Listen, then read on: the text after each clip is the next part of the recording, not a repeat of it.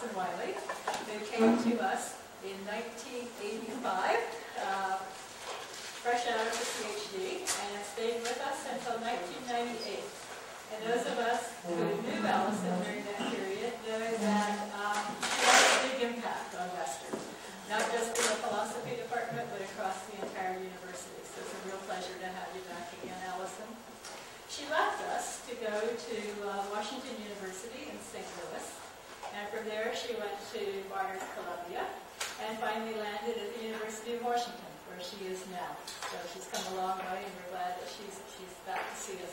She's so busy that it would be absolutely impossible to enumerate the things that she's done, but suffice it to say that right now she's co-editor of Repatriation, the Feminist Journal of Philosophy, and she's also president of the Western Division of the American Philosophical Association.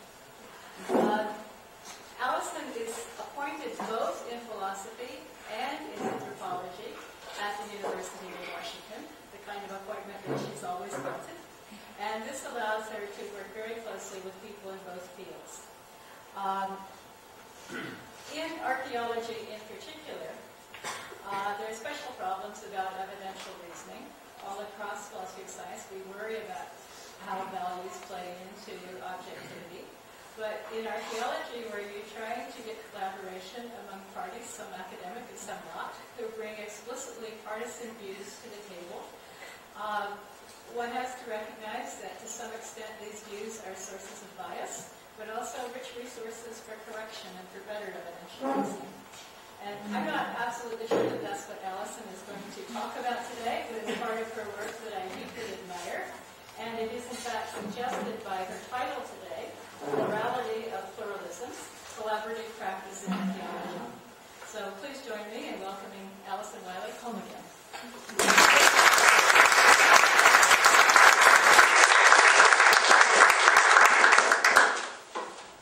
A huge pleasure to be here. I think certainly the Rotman Institute's been founded since I was a faculty member here, and I think since I last visited.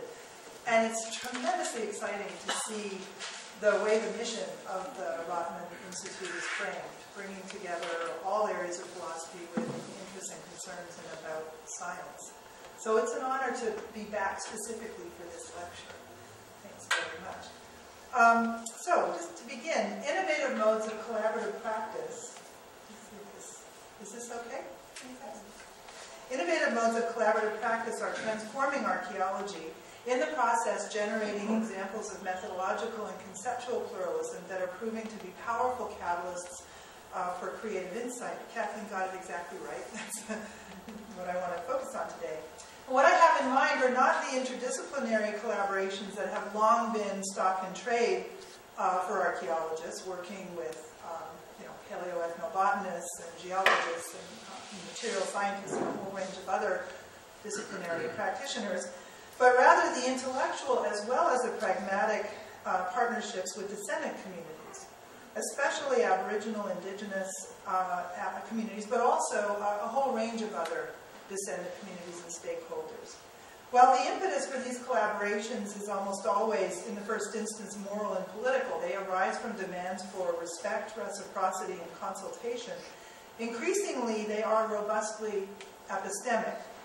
Descendant communities and archaeologists jointly define the research agenda and pursue programs of historical and archaeological inquiry together, sometimes bringing strikingly different conceptual schemes and methodologies to bear on questions of common concern, sometimes bringing their distinctive methodologies to bear on questions they never considered.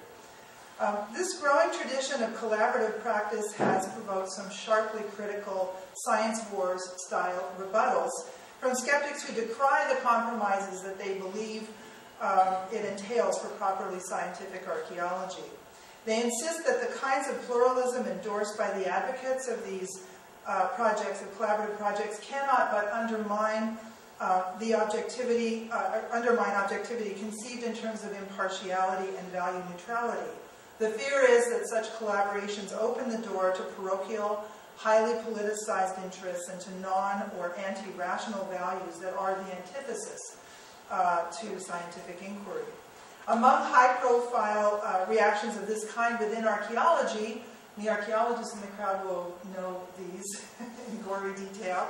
I think of Jeff Clark. I believe this was a 1996 article that he published in a number of places. The title was Demon Haunted World, in which he characterizes even just requirements of consent and consultation, no robust, cross-fertilizing collaboration, as an assault on reason. And it is quite florid language about how all the gains of the Enlightenment are at risk of being rolled back by demands of descendant communities.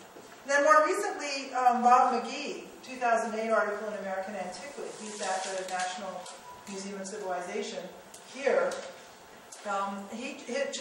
Most recently, what he's published is a challenge to the assumption that there are any robust enough collective indigenous identities that could sustain claims, epistemically relevant claims to a distinctive or salient standpoint. His argument is that any identity that in order to make a claim that there is a social or cultural or ethnic identity that's robust enough to sustain epistemic arguments, you have to be reifying, mystifying. Usually these are identities of recent invention. I'll be addressing that argument later in this talk. In both cases, the argument is that it's just a non-starter. There can't be, McGee, there can't be any descendant community insights that are relevant because the identities can't possibly exist. Or in the case of Jeff Clark, Demon Haunted World, if there are and if there is engagement, it can only be compromising of the science. Within philosophy, Paul Boghossian begins his recent book, Fear of Knowledge, 2006, with a discussion of a New York Times news story in which Native American beliefs about tribal origins rooted in oral history are pitted against conclusions drawn from scientific investigation of the archaeological record. The archaeologists in the story, well known to those interested in collaborative practice, Roger Anion and Larry Zimmerman, are described as capitulating to a misguided postmodern relativism. Anion is quoted as saying, "Science is one of many ways of knowing the world. The Zuni worldview is just as valid as the archaeological viewpoint." And Larry Zimmerman is quoted as conceding, quote, "Personally, I do reject science as a privileged way of seeing the world." Boghossian gets lots of mileage out of this, setting up the argument of the book, but he doesn't ever actually return to discuss in any detail these cases. The setup is he argues that these archaeologists are in the grip of what he calls a doctrine of equal validity, from which it follows that there is no basis for comparatively assessing or choosing among alternative worldviews. If we embrace our own worldview, our own approach to inquiry, the only grounds for that must be Rorty's frank ethnocentrism. Now, although Boghossian doesn't consider any further these archaeological cases, I assume they represent the second of three kinds of constructivism that he means to reject. Constructivism about justification. And here's, let's see if this works. Yeah, I don't want to dwell on this because I'm not interested in developing a rebuttal to Boghossian's argument. This is more a framing. I'm returning the favor. This is a framing for my talk, my agenda, which is to understand what's left out when you engage these issues in starkly polarized terms. But just so there's this philosophical anchor, the constructivism about justification he characterizes in terms of a challenge he calls encounter, ENC for short. He asks, would our epistemic norms be called into question if we were to encounter a genuine alternative to them? He sets some constraints on what would count as an alternative. You can see the deck being stacked quite systematically here. Must conform to norms of coherence, I'm quoting here, norms of coherence, which flow directly from the very nature of an epistemic system. And this system must have a track record of success. He allows that we might be inclined to doubt, we might come to doubt our system if a society that we recognize as having, as he puts it, a much more advanced science and technological abilities proved to follow different epistemic norms, different norms of justification. His conclusion, relativists have never presented any examples, constructivists have never presented examples that meet the challenge that pose the kind of challenge captured by ENC. He considers just two examples presented by would-be constructivists. One is Cardinal Bellarmine. He argues that Bellarmine was really operating under the same principles as Galileo in adjudicating the relevant biblical evidence for astronomy. So these were evidential norms, but applied to biblical text rather than to astronomical observations. So they're really playing the same game. There's no difference here. The other is the famous Azandi case, the failure of the Azandi purportedly to respect modus ponens. And he argues that this probably reflects errors of translation in the logical operators. But they must mean something different by if, then, than we do. And there's a vast literature on whether or not there are translation errors in the treatment of the Azandi. He doesn't go into any of these details. But in either case, he takes these two examples to represent a consistent pattern of failure on the part of constructivists to find any alternative system that could meet the requirements of ENC, and concludes on this basis that no serious, coherent, action-guiding contender will diverge significantly from our own epistemic system. Therefore, he says, we have no option but to think that there are absolute practice-independent facts about what beliefs it would be most reasonable to hold under fixed evidential conditions, and that the norms embedded in contemporary science and captured by what he refers to as the classical epistemic objectivist picture of knowledge are a good approximation to these objective facts. So that's the argument of the middle part of the book. Now, my interest is not so much, as I said earlier, it's not so much in the specifics of Boghossian's rebuttal to meltdown relativism and constructivism, which I find problematic on a number of levels, specifically in the way he sets up the argument. I'm interested in what this argument obscures. It's a particularly stark example of what Alan Richardson refers to as an anxious nightmare, anxious philosophical nightmare, by which any weakening of a commitment to epistemic foundationalism is presumed to entail radical incommensurability, the threat of mutual incomprehensibility, and an inescapable corrosive relativism that leaves you with no basis for making any kind of reasoned argument about knowledge claims or a choice between methodological practices, epistemic norms. I'm in substantial agreement with Richardson and the Minnesota Pluralist. This article of Alan's appeared in the Minnesota Pluralist volume a couple years ago, that this conundrum, either you're a hardcore epistemic foundationalist or you risk being able to say nothing at all, self-contradiction, etc., that this is largely an artifact of the terms in which philosophers, we have theorized knowledge. It's clever philosophy, but it radically misrecognizes the contingency and the complexity of actual research practice.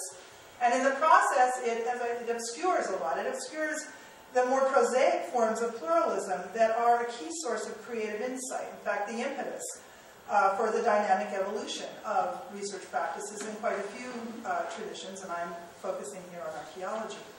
By contrast to these fear-mongering types of critique, both philosophical and archaeological, the advocates of collaborative practice in archaeology cite innumerable ways in which their understanding of the cultural past has been enriched by engagement with non-scientific descendant communities. Consider a couple of other statements by Zimmerman that are quoted in the New York Times article, but that Boghossian doesn't cite. The rest of Larry Zimmerman's statement about science not being privileged reads as follows. That's not to say that science isn't an important way of seeing the world that has brought all kinds of benefit. But I understand that as a scientist, I need constantly to learn. He goes on to say, what's needed is a different kind of science, one developed at between the boundaries of Western ways of knowing and Indian ways of knowing.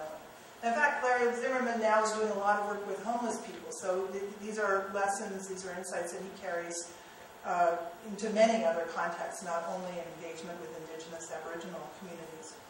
I contend that some of the most creative archaeological learning now taking place is in the context of resolutely pluralist collaborations, and that these exemplify the best of what Helen Longino describes as transformative criticism. Sources of creative insight that can significantly raise the bar epistemically, conceptually, and methodologically.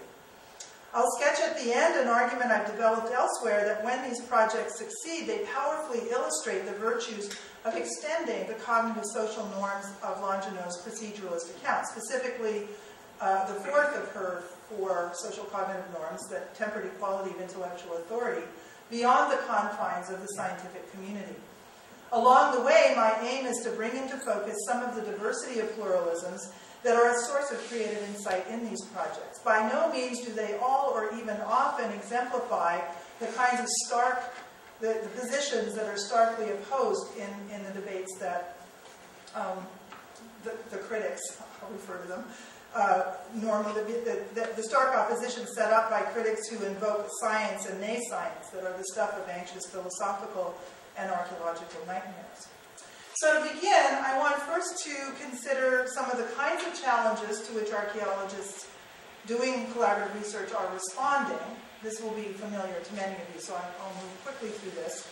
And then turn to some examples of the grades or types of collaborative practice that have taken shape, especially in the last 15 to 20 years. So as I say, I know this is familiar to many of you, but archaeology, to begin with these challenges, in the 70s, not only in North America and in the U.S., but especially prominently in these contexts, archaeology, a primary target of Native American activism, and indeed indigenous and aboriginal activism around the world, was the desecration of sacred sites and burials by archaeologists. So often in retrospect, people say, improbably, you had AIM activists and tribal leaders and traditionalists and Native Americans who had grown up in, urban contexts and done law degrees. I mean, just a very broad cross-section Native American community who demanded rights of repatriation and reburial for individuals whose remains had languished in museums, sometimes for well over a century. They made these claims on a number of bases, and I emphasize this because they can't be reduced just to, anti-science kind of arguments. Sometimes by appeal to civil rights and freedom of religion, where treatment of the dead are concerned. More generally on grounds of that the material that makes up the archaeological record is part of a living cultural tradition. Their cultural tradition is not part of natural history or a dead and gone cultural tradition.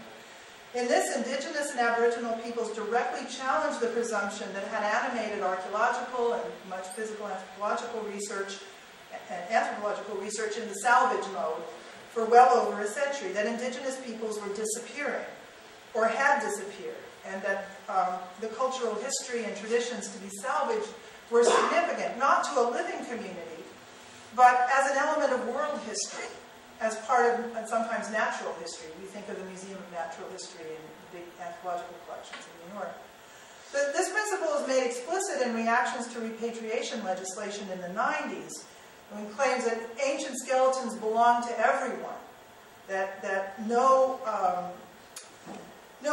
living culture, I'm quoting here, no living culture, religion, interest group, biological population has the right to restrict the research mandate of scientific experts who have the necessary skills and knowledge to make the best use of surviving remnants. I'm invoking this first ancient skeletons quote of these surviving remnants as evidence.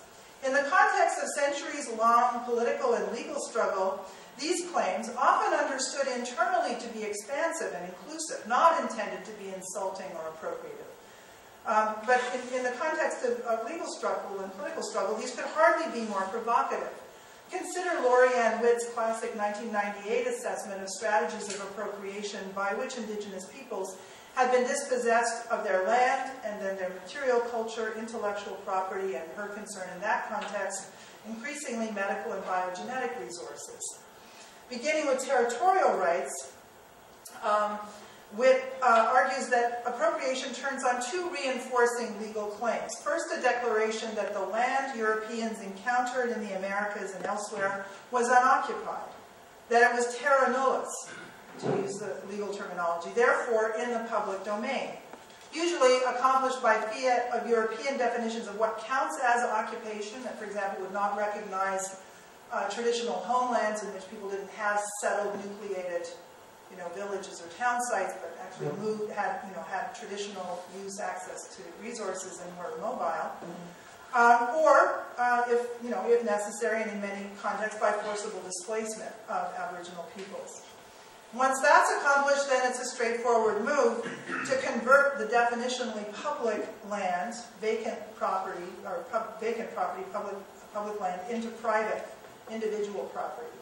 Witt makes the point that, quote, the politics of property has never been confined to land, and she considers, quoting her again, the struggle between Euro-American and indigenous cultures over the ownership of human remains. And then, as I said earlier, indigenous music and what she now is concerned with, genetic wealth and pharmaceutical knowledge. The declaration by archaeologists and physical anthropologists that indigenous skeletal remains and cultural material are a human heritage, a world heritage, and that the interests of science should determine their disposition, is immediately recognized as another instance of this two-step move to seize and then privatize indigenous property, knowledge, and cultural traditions. The second step being justified in this case by appeal to the specialized expertise and objectivity of the scientific community. Legal counter-arguments to the effect that traditional territories, material culture, music, genetic information, biomedical samples, and knowledge belong to identifiable descendant communities, cannot be treated as public domain without claimant, are, of course, the stuff of ongoing land claims and use rights struggles in a great many former settler and colonial contexts, most visibly in BC, where the entire landmass of BC, with the exception of two small pockets, are now subject to land claim, active land claims. You probably are following this as it comes up in the news, right? And the pressure to settle claims in a context where there were no treaties signed comes from mining and resource extraction interests. Right? They don't want to be investing in massive resource extraction, sort of infrastructure if they can't be sure that they'll be able to control what they take out. So I gather it's like is it Moody or a Standard & Poor's? It's like a big international financial outfit has provided a series of assessments of the risks of investing, which is what's actually driving land claims at this point. So it's a matter of active concern. In the case of archaeology, they've been the impetus in many jurisdictions for legislation that mandates repatriation. And one of the most visible kind of omnibus types of legislation is the Native American Grave Protection and Repatriation Act, which was signed into law in the U.S. in 1990.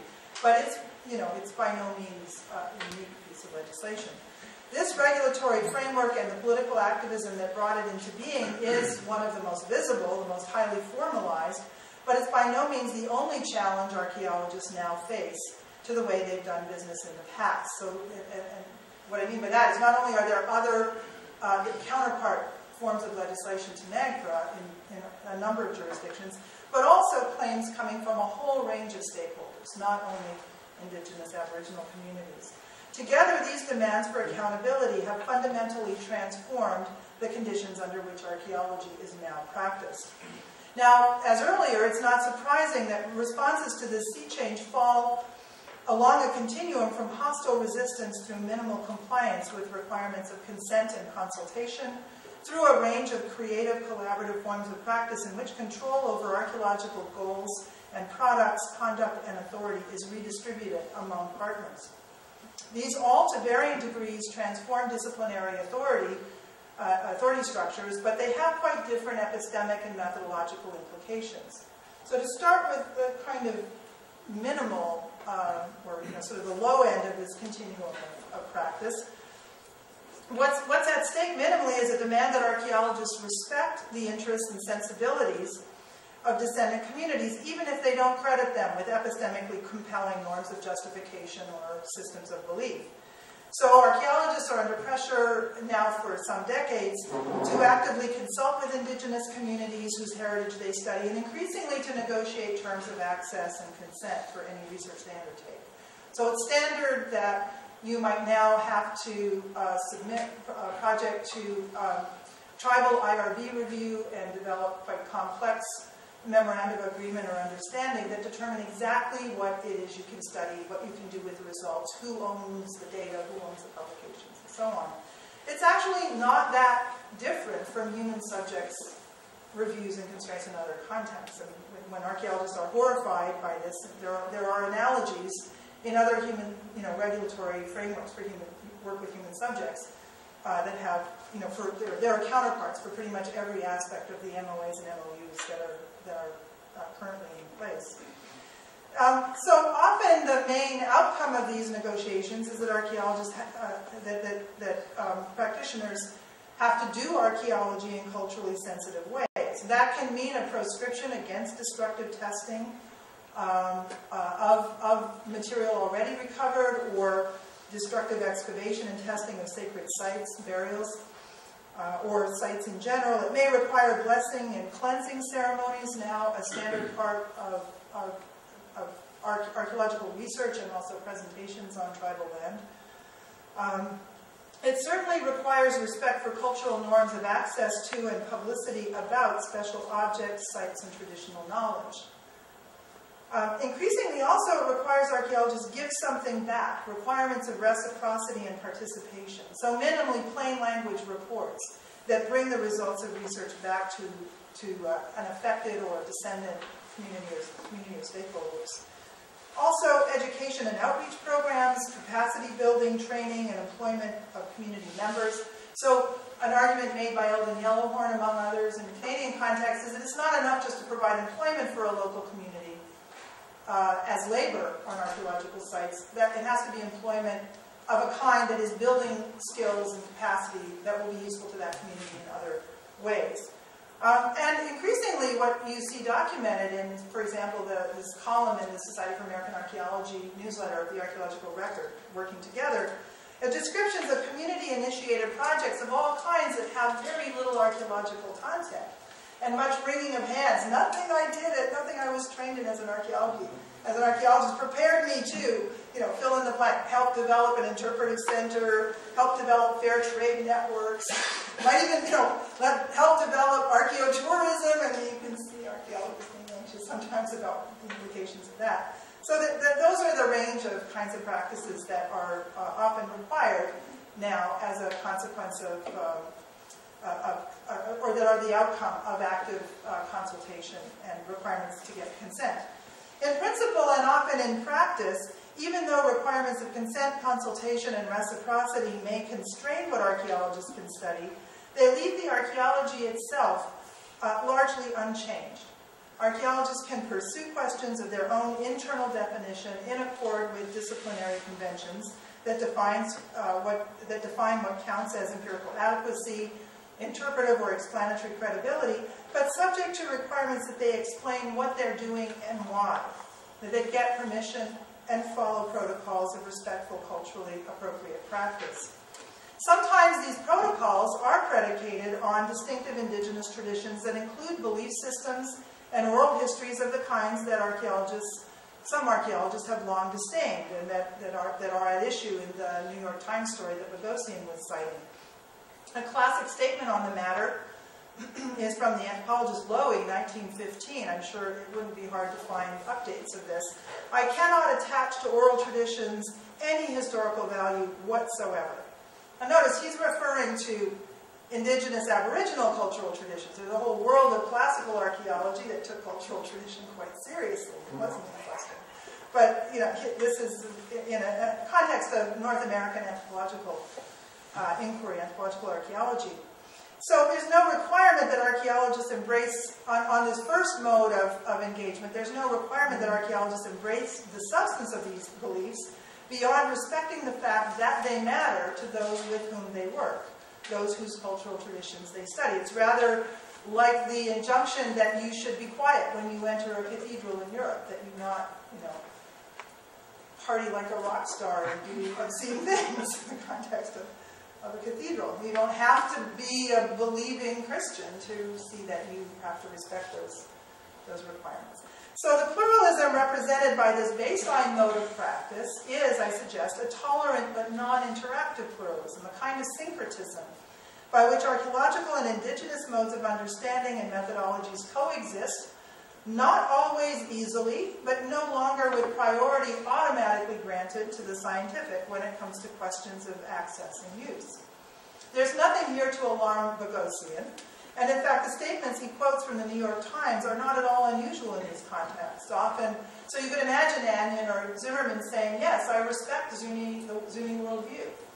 It's a perfectly sensible way to live in the world. And in the same way, you could say, I respect Christian worldview. It's a perfectly sensible way to live. I don't necessarily share it, but I will abide by, you can imagine that kind of statement.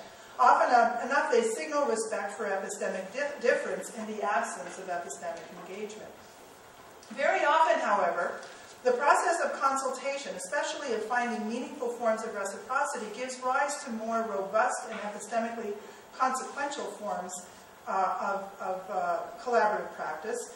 Research undertaken in various forms of partnership with indigenous communities in which, for better or worse, depending on your perspective, there's the kind of interaction that does affect the substance of the science, sometimes in transformative ways. So consider first an example that mobilizes hybrid and interactive forms of expertise that begin to push the epistemic boundaries.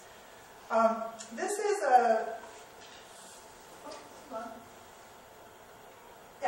Tadeda Chinchi, who you probably heard about. He's been in the news in Canadian context. He's a 550-year-old, the remains, frozen remains of a person who lived 550 years ago, discovered by sheep hunters in August 1999 on the edge of a glacier in northern BC, near the Yukon border. And he's in the traditional territory of the Champagne-Aishihik First Nations, CAFN. Now, it's worth noting, 1999, that's just a few years after Kenewick Man was discovered in Washington State, right? The object, the catalyst, the subject of a long, protracted, acrimonious legal debate. So you see lots and lots of news about Kenewick. In fact, that was part of the catalyst for the story that Bogosian is citing. You see almost no sort of national news drama, about cases like this one, which took a very different direction. These First Nations, the CAFN, decided that, to quote them, efforts should be made to learn something about the person, who they named long ago person found. They worked out an agreement with provincial authorities. There was already an infrastructure for working out an agreement with provincial authorities, which ensured that cultural concerns would be respected, while recognizing the significant, and again I'm quoting the CAFN statement, the significant scientific considerations inherent in a discovery of this nature. CAFN had since worked with provincial authorities and the team of researchers they assembled as full partners, reviewing and approving the research related to these human remains. The province administered the agreed-upon research, and the CAFN took the lead in ensuring that local indigenous values were respected, and also took the lead in the analysis, in the artifact analysis. The work involved carbon-14 dating, destructive dating of associated clothing and artifacts. It involved artifact analysis. His rain hat was a particular focus of interest. There's not that much in the way of woven textile or rain hat type material that's preserved. There is, of course, some in waterlogged sites on the West Coast, but this is a very sort of special artifact. A lot of interest in his ground squirrel cape. Turns out that it was made, it's a apparently big, beautiful cape, and was made with lots of different kinds of ground squirrels and related critters. Some of which came from the coast, some of which came from the interior, which turns out to be important. There was his toolkit and cache of food, and I believe that lower tool is one that's described in the CAFN newsletters on this as a hand tool of unknown use.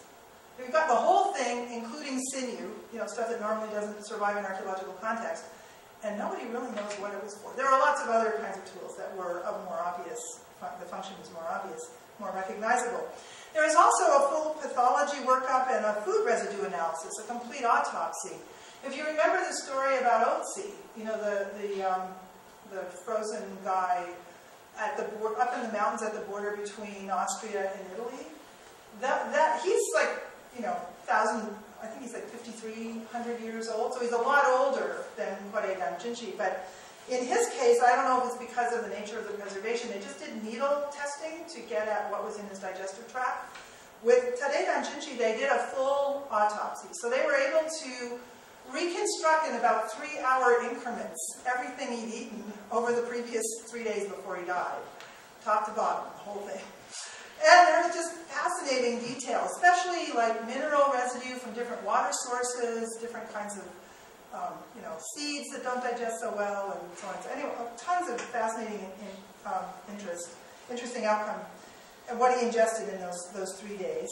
They also did lifetime dietary profile based on isotope and trace element analysis of dentition and bone core, which shows that he primarily, his lifetime dietary profile is largely marine. So he mainly lived on the coast and eaten marine source foods. Lots of analysis of pollens, microbes, parasites, insects lodged in the traveler's fabulous squirrel cape, hair, skin, which provide environmental clues to the specifics of this last trip that he took. It looks like he probably was either sort of very quickly frozen in a sudden storm or fell down a crevasse. Can't really tell, but anyway, that's the end he came to. But most interesting, the CAFN commissioned a community DNA analysis. And if you know anything about the state of play in doing DNA analysis with indigenous and aboriginal communities, you'll recognize that that's pretty special. I mean, basically shut down, not something you can ask for.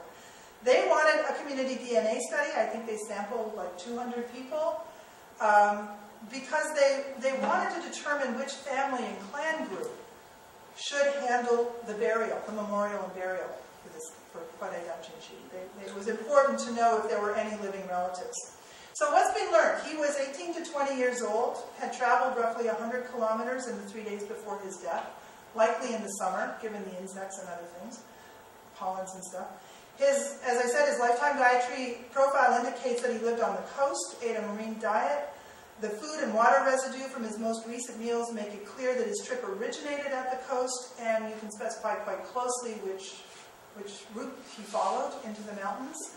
His clothing and toolkit incorporates both coastal and interior elements, as I indicated. The community DNA study has identified 17 matrilineal descendants, which means then you expand out from the matrilineal descendants from 2 clans. I think it's Wolf and, I'm forgetting the other clan, but anyway, 2 closely connected clans, both interior and coastal, which is again, a pretty significant kind of finding. Significant to the CAFN because that then informs who should take care of his last rites. But what I haven't seen published anywhere, I hear a lot about it, is that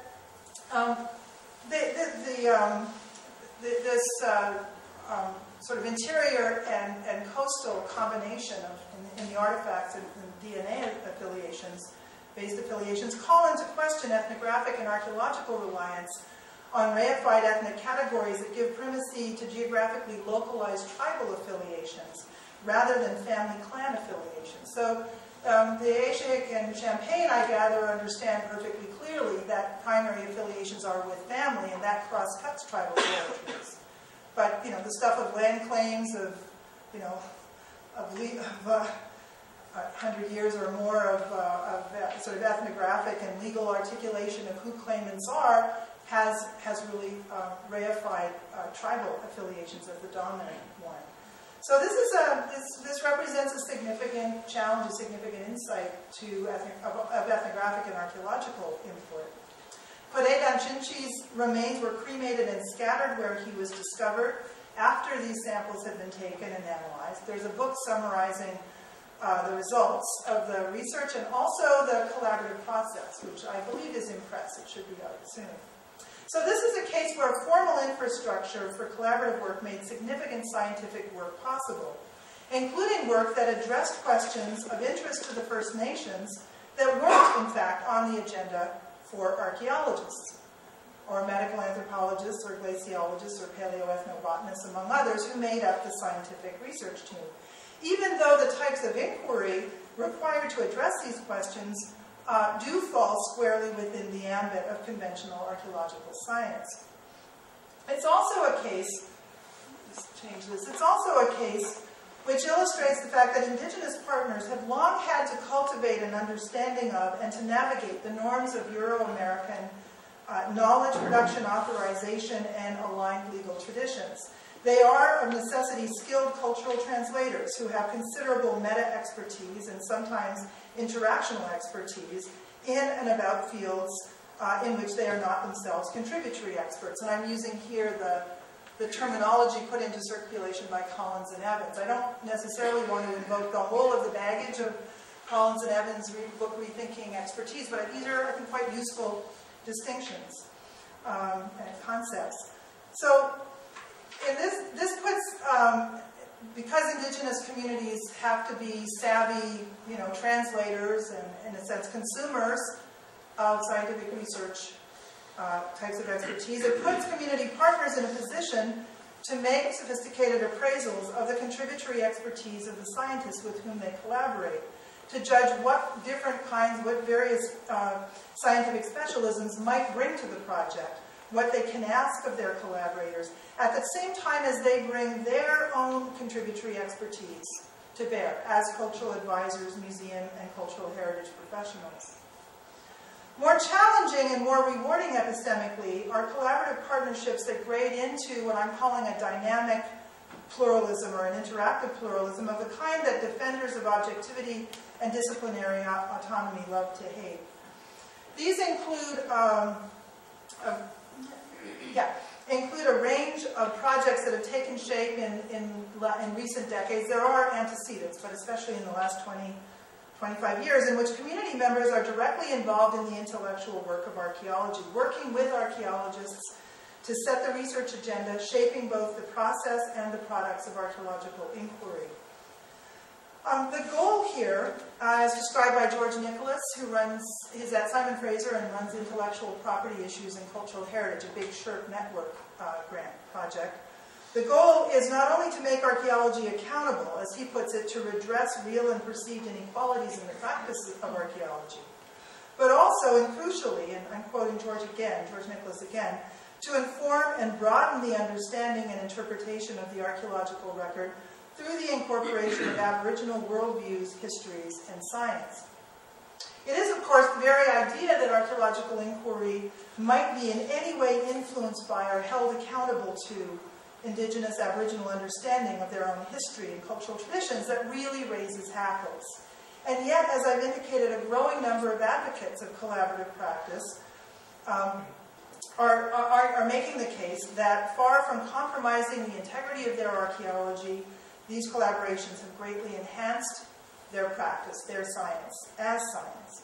So consider an argument for this kind of engagement in which what's at stake is precisely the question of what can or should count as evidence, a pretty fundamental feature of engagement, a pretty fundamental norm of justification in the scientific context. What can or should count as evidence for credible claims about the cultural past.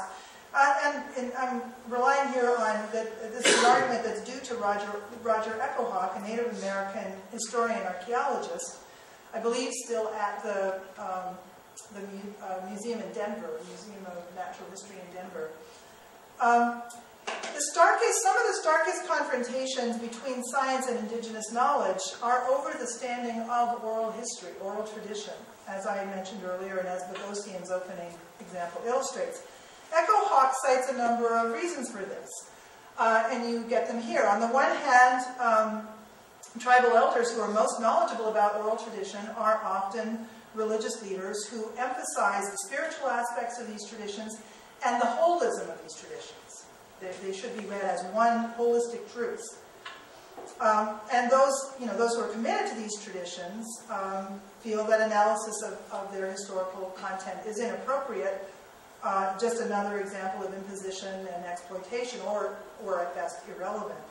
On the other side, there's the long tradition that I mentioned earlier of archaeologists and other scholars dismissing oral tradition as unstable, malleable, fictions at best, projections of faith-based religious commitment that, as a genre, cannot be considered relevant to archaeological science, to empirical inquiry, can't be credited as bearing any literal descriptive information about the cultural past. By contrast, in a series of articles in the late 90s, Roger Echohawk argues that indigenous oral tradition should be understood to be complex and multidimensional. So he's pushing back against the holism insisted upon by tribal elders and religious leaders in his own community. They do certainly incorporate spiritual, metaphorical components of legends about spirits, about supernatural creatures and events. They also, he argues, carry accurate information about community histories, migrations, lifeways, and also geological and climatic events, sometimes of remarkable time depth, going back as far as the late Pleistocene. At the end of David Hurst Thomas's book, Skull Wars, there are a couple of chapters there where he describes a whole series of legends. One especially striking one is the Klamath in the area of Crater Lake in California. A sort of very supernatural, a story about supernatural beings hurling fire and lightning, and then a very detailed description of the collapse of the mountain. And apparently, as a geological event, what the volcanic explosion and collapses that made Crater Lake is very distinctive. That the caldera collapsed inward, and the details evidently are, quite specific. And that's going back, I think it's like 12,000 years, 9,500. I mean, late Pleistocene, a long way back. What Echo Hawk is particularly interested in is an analysis of Caddoan oral tradition in the Central Plains, mainly in the U.S., in which he finds convergent accounts of Pawnee movements and cultural traditions, immigration west and east, linked to the advent of circular and then square forms of earth lodge architecture, and the emergence of animal ceremonialism that are identifiable in the archaeological record, that establish the affiliation of contact period Pawnee with what archaeologists have identified as Central Plains cultural traditions dating to AD 950 to 1400. The significance of this is that on conventional archaeological historical wisdom, the Pawnee could not have entered the Central Plains until the Spanish drove them out of the southwest, sometime around AD 1600. So this evidence from oral traditions, in conjunction with archaeological sources, establishes Caddoan presence in the Central Plains for at least the past 1,000 years. So it's a pretty striking reassessment of how archaeological material had been interpreted, drawing on this distinctive oral history-derived line of evidence. A key element in Echo Hawk's analysis is his argument for reinterpreting what had been understood as references to actual animal spirits as instead descriptions of animal ceremonialism, of ceremonial experts performing particular type of animal roles, as it were, indicative of cultural contact and the influence of neighboring Skidi people. So you have ceremonial experts moving between cultural traditions and bringing with them, the animal spirit. I forget which the animal spirits were, but the person who performs that particular animal spirit bringing wisdom and knowledge about, architectural form that is then instantiated in the archaeological record, or was instantiated back in the day and survives in the record.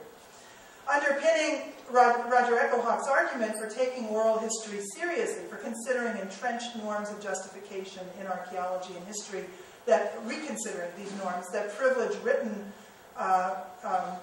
or material record, is an appreciation of the discipline that's required, that's involved in learning and maintaining oral traditions.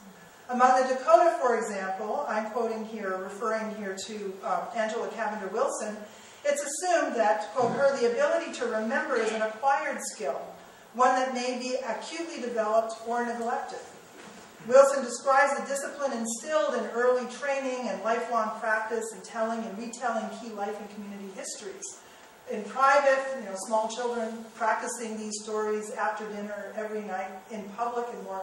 Lots of context for correction, think Wittgenstein. Right? So these are sustained in a very disciplined way by the whole community. So if learning and maintaining an oral tradition is a form of expertise, a rigorous community practice, it should not be surprising, where it survives, that it could be a rich repository of evidence about past events and conditions of life. Echo Hawk's purpose here is to reframe polarized debate, in which oral sources are written off by archaeologists, frustrated with, as he in this top quote, by yet another collision between science and religion. and Indians who reject insights from, as he puts it, his language, Indians, Native Americans, who reject insights from the archaeological record as irrelevant to understanding Pawnee history. Each source enriches and refines and redefines the other on his account in his own practice. So that's Echo Hawk's purpose. To return to my purpose, the kind of practice Echo Hawk advocates and exemplifies illustrates what is to be gained by engaging what Larry Zimmerman described as this new kind of science, where the contributory expertise brought to bear on conventional archaeological problems is itself hybrid. It's a form of dynamic or interactive pluralism. Now, no doubt a critic like Bogosian, would assimilate this example to his treatment of the Bellarmine and Azandi cases. One part translation error, one part vindication of Western science, in which scientific norms ultimately prevail. It's just a case of savvy appropriation of scientifically useful resources from non-scientific cultures. A late example of well-documented practices by which colonial and imperial interests have extracted and rendered respectively scientific the traditional knowledge of any number of colonial subjects and subdominant others. But this is to miss the point. In fact, it's to miss a number of key points. First, the translation process is much more complex, much more interactive, much more dynamic than a simple, they sometimes got it right, despite themselves. Okay? It requires attention to context of use, to context of use and different registers in which claims are made within an oral tradition, in this case, community history. It's a matter of developing robust interactive expertise on the part of archaeologists, of an archaeologist, with respect to oral tradition. It introduces a set of methodological norms and norms of justification to archaeology that had not gotten traction in archaeological context. Second, to frame the debate more generally, to frame the debate in terms of epistemic absolutes is to miss the dynamic negotiations that I've just described, required to hammer out at the level of practice specific epistemic aims and the norms of evidential reasoning, of what will count as evidence, how to make use of this kind of evidence relevant to these aims. So to pull together the threads of this discussion, consider three final questions. There they are. What actually do these collaborative practices contribute to archaeology? What kinds of pluralism do they represent? And what is the epistemic rationale for them? Why should one think that they have, as it were, epistemic payoff of the creative kinds I'm referring to? Well, first of all, what's gained? The Tade Danshinchi case illustrates how consultative engagement, on the face of it non-interactive in the sense of not transformative epistemically, kind of epistemic syncretism, can result in a productive recasting of focal questions. The research agenda is changed, enlarged. Roger Echo Hawk's work shows how a more dynamic cross-tradition engagement can destabilize long-standing conventions about evidence and illustrates the impact that new lines of evidence and interpretive resources can have on long-standing lines of inquiry.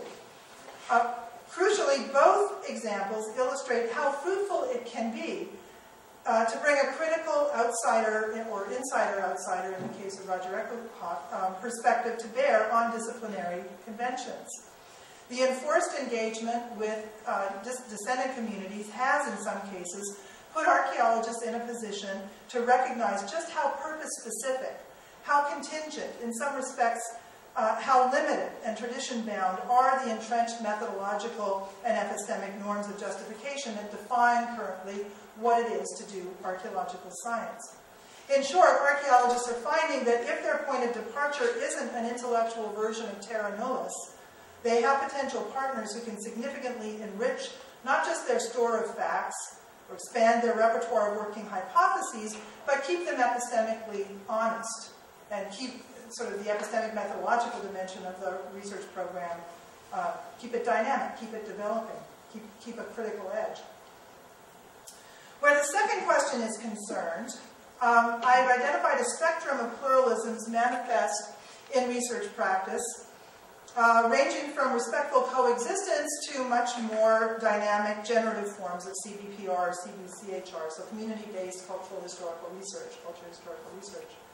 Some observations about them, about these. Even sort of respectful but arm's-length coexistence with no significant cross-fertilization of substantive beliefs and epistemic traditions requires some degree of systematically cultivated mutual understanding. It requires that archaeologists and non-archaeologists develop a capacity for discerning adjudication of expertise, meta-expertise at least, and sometimes a measure of interactive expertise with respect to each other's knowledge traditions. It sustains what I've been calling a kind of syncretic pluralism. And of course, Boghossian's epistemic objectivism is safe from challenge, but it's one that is it just is not on the table for discussion when the debate is set up the way he sets it up, and that is very generative, very productive in archaeological contexts. Collaborative practice, in its various grades, requires, in addition, that archaeologists recognize indigenous peoples, their community partners, as bringing, in fact, contributory expertise to their joint projects. And as is the case of more conventional forms of interdisciplinarity, these extradisciplinary engagements will only succeed if the partners, drawn from different expert communities, develop sufficient interactive expertise with respect to the specialism in which their partners have contributory expertise. Only in that case will they be able to engage effectively. And this gives rise to what I've been referring to as a dynamic or interactive pluralism of at least two kinds. One is a limited kind of cross-fertilization, a matter of assimilating to an archaeological framework some detachable, factual, or interpretive knowledge generated within an autonomous epistemic tradition, or the more transformative interactions that I've been referring to, in which archaeological partners learn to see their own research traditions from the standpoint of other ways of understanding, of living in the world, a comparative, reflexive move that throws into relief the limitations and the strengths, the problem and convention specificity of their own contributory expertise. So, finally, philosophical implications. What are the epistemic implications? What's the epistemic rationale for these stronger grades of collaborative practice, given that they've been seen as so threatening epistemically? Most prosaically, the central principle at work here is articulated by Larry Zimmerman when he observes that as a scientist, he has to be prepared constantly to learn. And I take it what he means here is not just in the sense of learning new things, new facts, new interpretive resources, but of learning new ways of learning about the science, taking critical stance on and learning new possibilities, new ways of pushing, refining, redirecting the science he practices. Within philosophical context, this point is captured by the liberal democratic convention that more ideas, more diverse voices and angles of vision are inherently a good thing, epistemically. The wider the range of perspectives you bring to bear on a question in assessment of prospective knowledge claims, the more likely it is that error and bias will be exposed, that the full complexity of the subject will be engaged, and that you'll develop better arguments for the positions you advance. If this sounds like channeling John Stuart Mill, that's exactly what it is. These are epistemic formulation of his argument. So consider Helen Longino's articulation of this principle in terms of a procedural account of objectivity, that the beliefs we should count as knowledge are those that arise from the right kind of process of critical scrutiny. The right kind of process is one which ensures that contending beliefs are subject to criticism from multiple points of view. So this is a quote from her most recent book, Fate of Knowledge.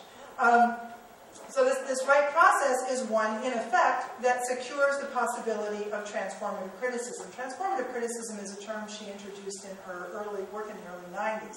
Doesn't figure in this later book, but I think is relevant here.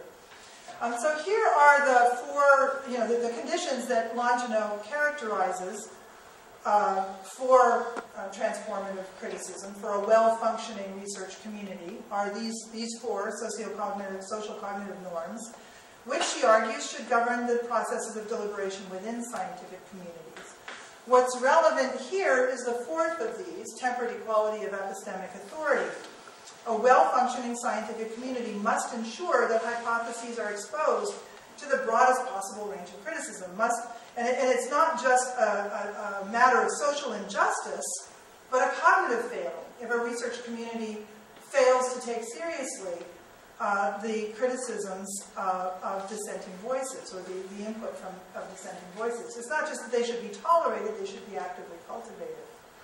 The limitation of this account, as presented in The Fate of Knowledge, is that Longinus framing these as ideals of inclusion and attention that apply internally to a community of scientists. There's no provision for seeking out external communities that might hold relevant expertise or extending to them this norm of tempered equality of epistemic authority so that they might actually play a role directly in the practice of critically assessing the credibility of knowledge claims and the epistemic norms that underwrite them.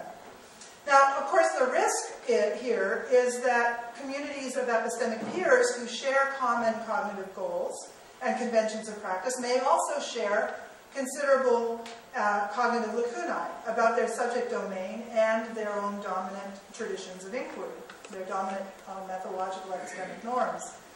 To motivate a discerning extension of Longinus' norms of critical engagement to external communities, I've elsewhere made the case that we need the resources of a sophisticated standpoint theory. So I'm not going to give a full dress account of this, but the key elements are these, the argument I'm making for reconceptualizing standpoint theory in non-essentialist terms and dissociating it from a claim of automatic epistemic privilege.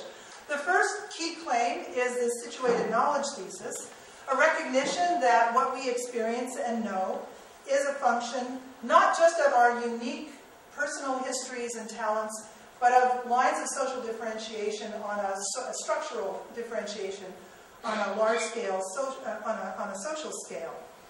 The impact of social differentiation, if it doesn't necessarily have epistemic impact, but where it has epistemic impact, is both in determining who will count as a credible knower, and I'm drawing in the second section on Miranda Fricker's account of epistemic injustice, testimonial forms of injustice, who will count as, what working indicators do we rely on to identify those we will take seriously as epistemically credible, as experts. And she describes a whole range of examples of credibility overspill in the case of those who have sort of high status social markers, but don't actually know much about the field they're pronouncing on, or of epistemic injustice in the case of, say, a minority, a doctor or a professor, by gender, by race, by any number of measures, who actually has the expertise but isn't recognized to have it because of the operation of social norms.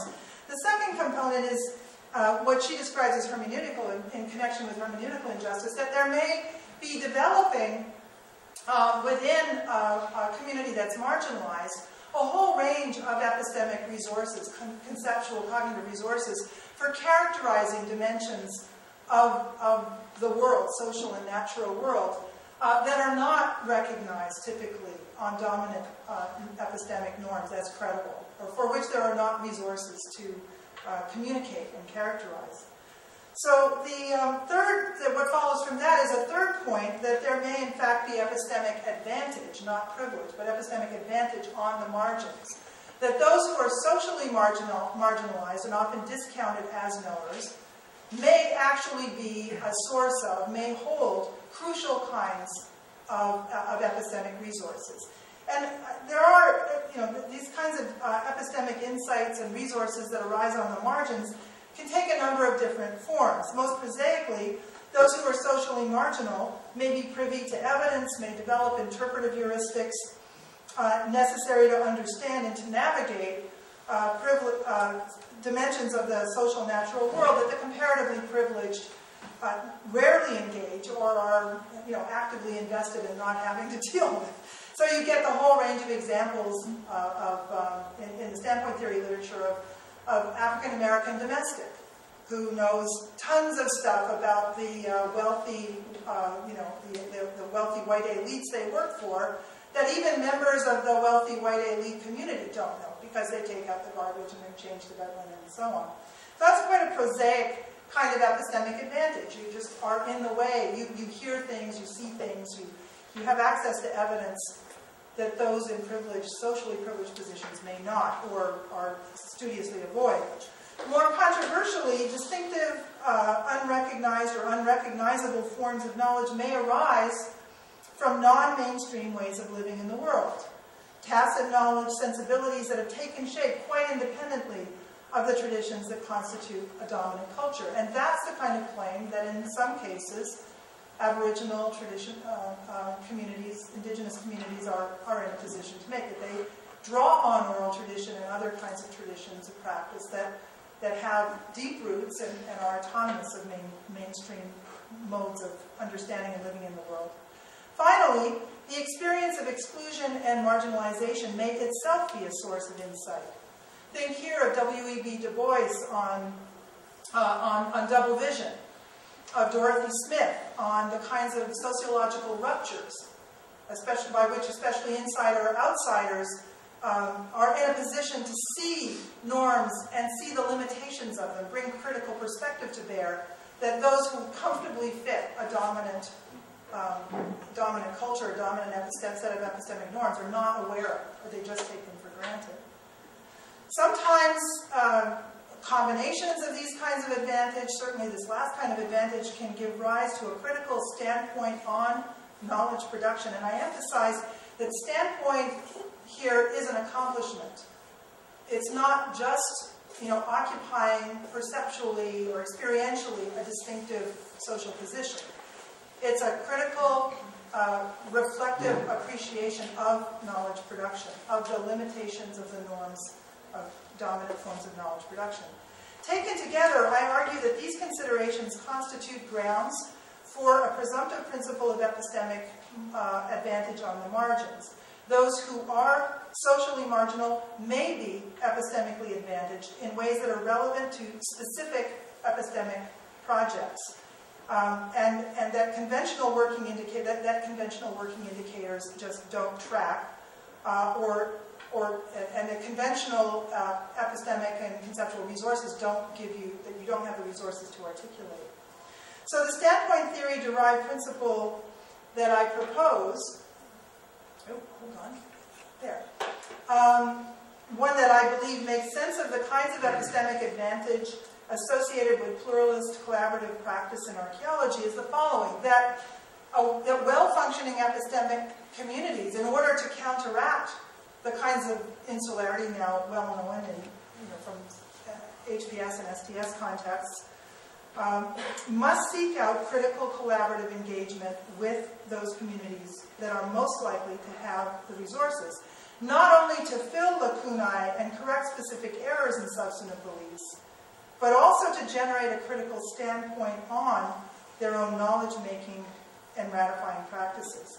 The rationale for duties of attention and response, to use Longino's language, attention and response to collaborative partners, thus arises not only from moral and political and sometimes legal obligations to descendant and affected communities, but also an epistemic obligation rooted in the norms of critical engagement that are constitutive of scientific practice, scientific inquiry. Thank you.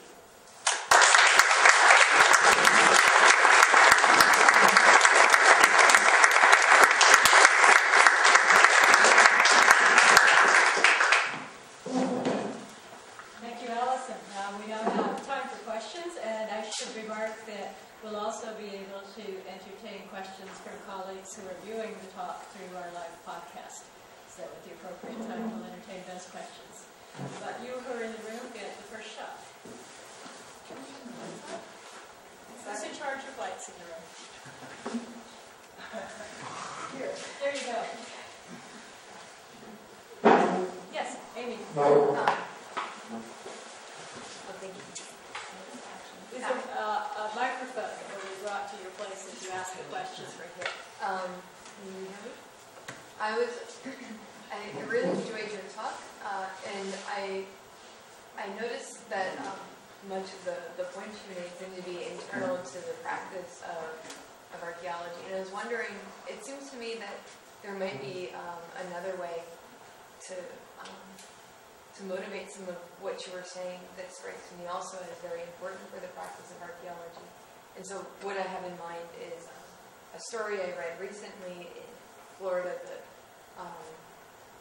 the governor in the funding institutions are looking to defund archaeological programs. But by engaging in these collaborative, pluralistic practices, it also seems like we're giving a larger community outside of academia a stake at what's going on in creating a larger voice to defend this branch of science. And that seems incredibly important and relevant, not just for the epistemic community within archaeology, but for everyone. And it increases the size of the community who have a stake in this project. So I was wondering if you had any. Yeah, well, you're exactly right. I mean, there are all kinds of moral, political, instrumental, being a good citizen, all kinds of reasons to do collaborative practice. And those are the primary ones that motivate this tradition of research. I think it's fair to say. So I don't in any sense mean to marginalize those or discount them. But part of the genesis of this project, and I know some of you have heard earlier versions of it, it was meant to be an intervention initially into an archaeological debate, where those doing collaborative practice were facing these, really intransigent critics and criticisms, basically saying, well, then you're not doing science anymore. And so, you're allowing the political and the instrumental and the conservationist and outreach kinds of interests to displace what really should be your core business, doing good archaeology. And what really strikes me is that completely misses the discussion, which is central, what you see a lot in the literature on and discussions of collaborative practice, are archaeologists saying, yeah, it's hard work, it's a different kind of work, there are all kinds of reasons I do it, but I didn't anticipate till I got into it just how much better it would make my archaeology as archaeology. And not just doing the same old archaeology, but doing archaeology where the research agenda is shifted in various ways, different lines of evidence are considered, different norms for weighing that evidence. There's tremendous compelling literature on the whole range of reasons you're describing. What I want to articulate more systematically is why these kinds of practices are also good epistemically. And the parallels are really striking. Earlier sort of ancestor talks to this one. I started off by looking at the arguments that have been developed over decades and decades in participatory action research and sociology, community forestry, public health genetics, all kinds of contexts where you'll find, not only doing social science kinds of practice, but people doing agronomy, experimental, dealing with experimentally trying to, breed. My favorite example is breed bean varieties that are resistant to root rot in Rwanda, who say their science, their experimental practice was improved by collaborating from the get-go rather than isolating themselves in an experimental station and doing their plant genetics and then taking the best of what they found out to the community. So I initially drew inspiration from a range of other fields in which collaborative practice is being advocated. Sometimes by people who say, I was dragged kicking and screaming into this. I thought it was like the end of me doing real science. And I would never do it any other way now. And I wanted to try to develop very parallel arguments here. But not to displace the kinds of concerns you raised. Bill Herbert. I was really impressed with getting the DNA testing. Isn't that fascinating? Yeah. The 500-year-old. 550. Yeah. 550. That's a lot of generations. Yeah. And impressed about the way that it led to information about, how to put it, information about both inland, the combined relationship to both inland and to coastal in a way that just opened up a whole new kind of insight. And you were indicating that people in the know, you suggested, Yeah. would Retail be gossip. just astounded that people were willing to do the DNA testing. And how much of a factor it was. I mean, this seems like a very clear example of what you're, really quite powerful example of opening up information that wouldn't have been available unless you had this collaborative approach. Is that? Well, and indeed, and connects to the previous question, that because there's already an infrastructure and collaborative practice was already engaged, there was an extended community willing to do, interested in doing this for their own purposes. Right? Think Human Genome Project. Indigenous protests around the world basically shut that down. And here's an example, and especially, Northwest Coast, Canadian context, I'm sure others know the details of this better than I do, but famous case in which blood samples were gathered by a researcher, medical researcher. I think ostensibly, originally, he was going to do work with a Northwest Coast community, I think on Vancouver Island, as I remember, on maybe rheumatism. High rates of rheumatism seem to be, heritable rheumatism in this community. Gathered all these blood samples and shoved off to England, did an analysis of DNA, did a DNA analysis and was publishing stuff on, who knows about this case? I know when I'm on the Northwest Coast, I can call on people in the audience to say exactly chapter and verse. But anyway, published studies of the blood samples, of the DNA of the blood samples that had never been approved. And apparently did not bring back very much in the way of medically useful information to the community, to deal with the primary problem.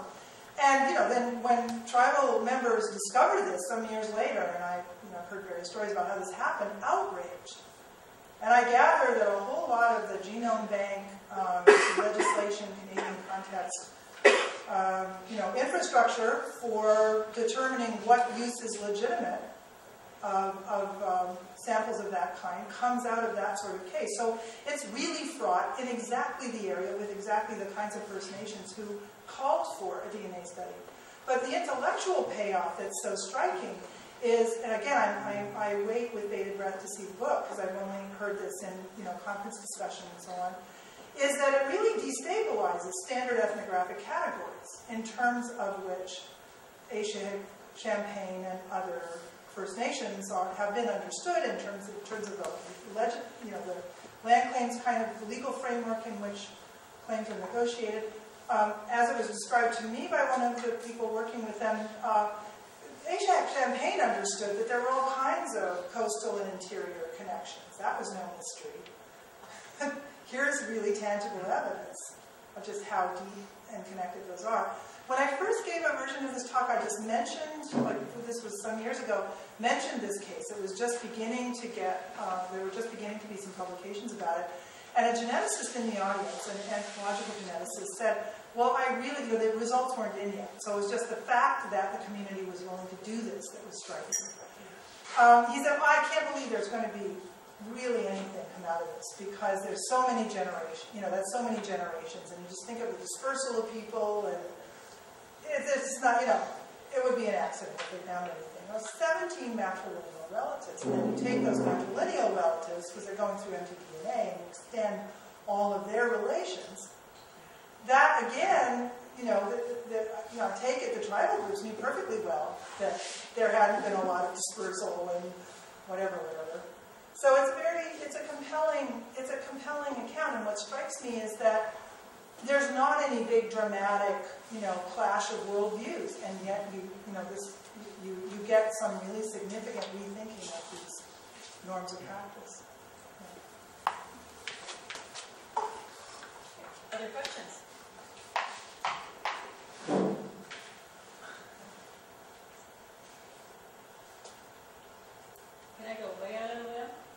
this will just make me look silly, but how, if at all, does this relate to the big discussions in anthropology about the status of the discipline as a science or not science? Is there a way of connecting? I was asking how, if at all, Alison thinks the topics she's discussed today relate to the debates inside anthropology about its status as a science or not a science. Yeah. Well, so anthropologists in the room, I take it that's at your little table. You might prefer to answer this on my behalf. I haven't thought in those terms. Anthropology, of course, 4 subfields, sometimes a house divided. But the interesting thing is that, think of the Stanford department when it split. Now it's been put back together, letterhead reduction, programming, they've been put back together.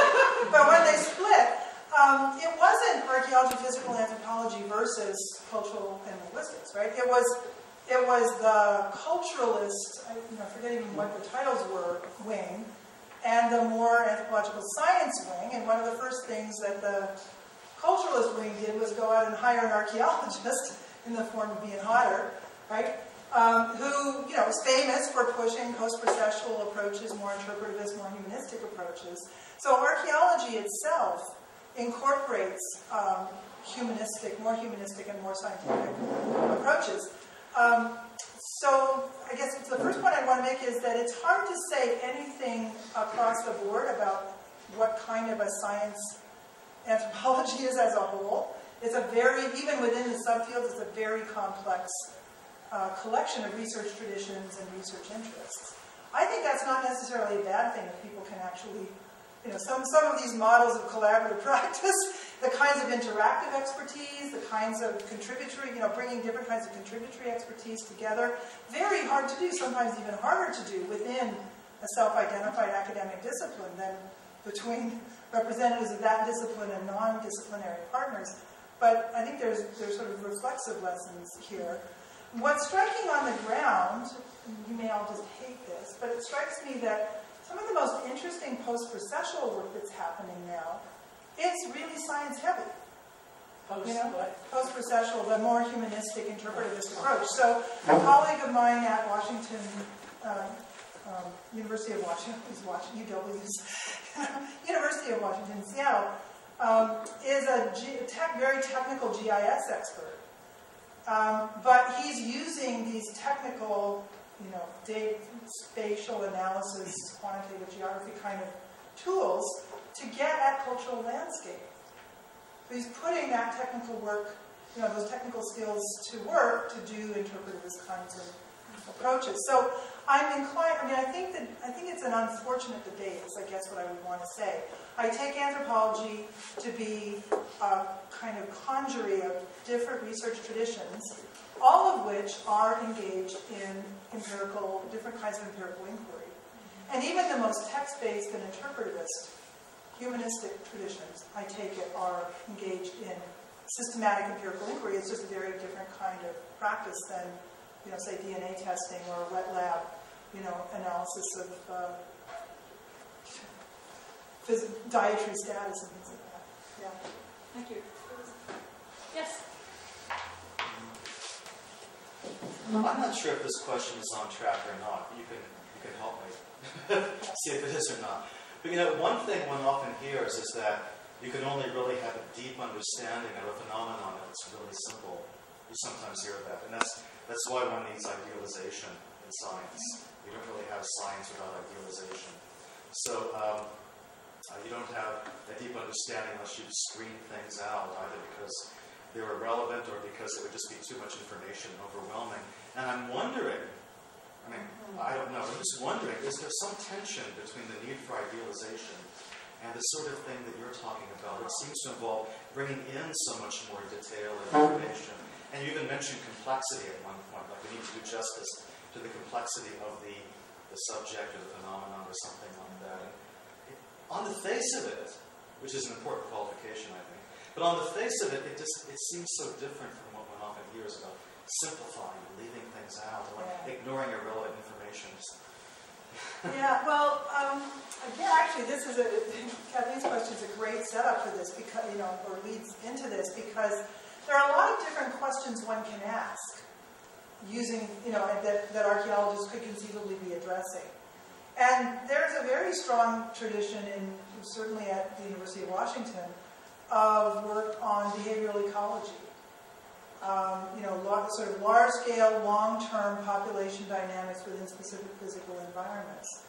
And the modeling is complex in some technical senses, and they build in lots of different kinds of variables. But there's a research tradition in which I think idealization is crucial. Just the kind you're describing. So there's a set of questions that require certain kinds of data to be collected, certain kinds of modeling techniques that are, in a way, simplifying. To see the large-scale dynamics of community movement or response to environmental pressure of various kinds.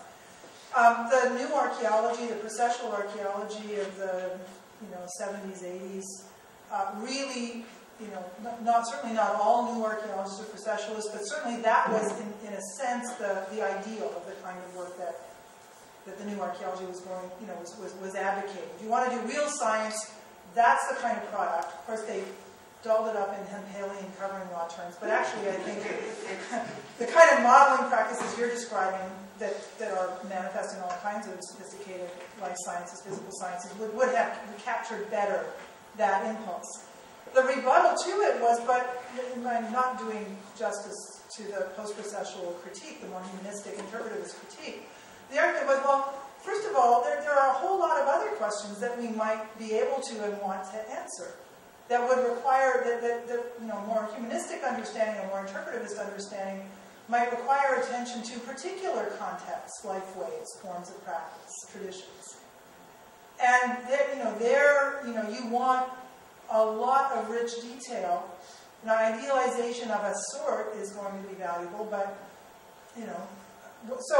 Pompeii everybody loves to hate, but it's a fabulous site. But Pompeii gives you an opportunity to get at particular detail in people's lives. Right? Are you going to refuse to engage it because it doesn't give you the kind of data that will allow you to do an idealizing model? No, and it seems so. There has tended to be very sharp. I'm sure you're immersed in this. That sharp opposition between a self-identified sort of scientizing impulse, which might go in, among other directions, the direction you're describing, and a more humanistic impulse, which goes more in the direction of emphasizing narrative and much more particularistic kinds of understanding. I think it's a shame that they are characterized, that anybody would claim that either should be the dominant and sole objective of the discipline, or that epistemic credibility lives in one place or the other. I mean, both can be done badly or done well. And they have their own internal kinds of norms of justification that are evolving. So what I have in the back of my mind is an argument that Hassik Chang, I think, will be in I think it was like 5th or 6th chapter of this new book he's publishing on H2O. And it's an argument for a certain kind of pluralism.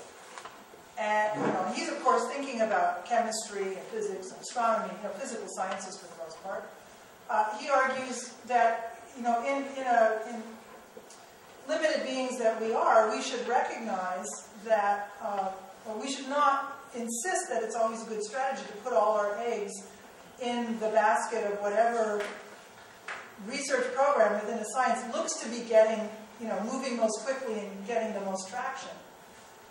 We know, a version of a pessimistic induction is that whatever looks to be most fast-moving and productive right now may well, might peter out, or there are other courses of inquiry that will later prove to be productive. So, as we ought to cultivate multiple different, a plurality of goals and modes of practice. And I would say, in the case of archaeology, at least a range spanning the two poles that I've described is appropriate. Sometimes they'll cross-fertilize, sometimes they just motor along on their own. Does that? Yeah. So I don't think there's one. The idea that that unification and simplicity is an end in itself, I think is a trap and a delusion. It's useful and important for certain kinds of research goals, certain kinds of research practice. But that doesn't mean that there aren't other questions we could be asking or programs of research we ought to be supporting. Huh? Well, it's past 5 o'clock now, so are there further questions? Oh, yes. Okay, by all means. Thank you. Thanks. I was wondering if you could bring back some of the discussion that you started out with regarding Boghossian, because well, it's been a while since I've read that, but it seems to me like his his use of some discussion of mythology from a particular culture wasn't so much to try to exclude the kind of collaborative research program that you described. It seems like he's trying to just use a particular example of a mythology that gives you a kind of epistemic system that would come into conflict with the scientific epistemic system. And I believe he was using this to try to show how scientific epistemology has some advantages that you don't get with some sort of mythology. So do you think that his sort of thesis could incorporate the kind of multidisciplinary research program that you describe? Or is his account really too rigid to include a lot of the stuff that you like? Well, I really welcome this question, and I got pressed on hard on these kinds of questions when I gave this talk at the Kenewick Center this past week. It was quite interesting. So what exactly is the difference between you and Boghossian? Pretty big difference. The main difference is, I would say, I want to reframe the question. His goal is to show that no form of constructivism about facts, about norms of justification, or about how we explain the beliefs we hold is viable. And that we therefore should embrace an epistemic foundationalism. And, maybe he'd be sympathetic. I mean, I think the way he would read everything I'm describing is, well, the norms of science are prevailing. Here's a going research tradition, scientific research tradition that is appropriating useful bits and should do more of that. And I'm not sure how he would respond, because as I say, he didn't at all engage these archaeology examples except just to set up the opposition. And what strikes me is that when you frame the question about norms of justification in those terms, you miss all the interesting dynamism by which these norms are evolving. Right? When he refers to the scientific method, and the classic picture of knowledge, I frankly don't know what he's referring to. Are we referring to, Baconian ideas about, winkling insights out of nature that she didn't intend to tell us? Are we talking about contemporary, superconducting super collider factory scale physics? Are we talking, if the norms are so abstract, if the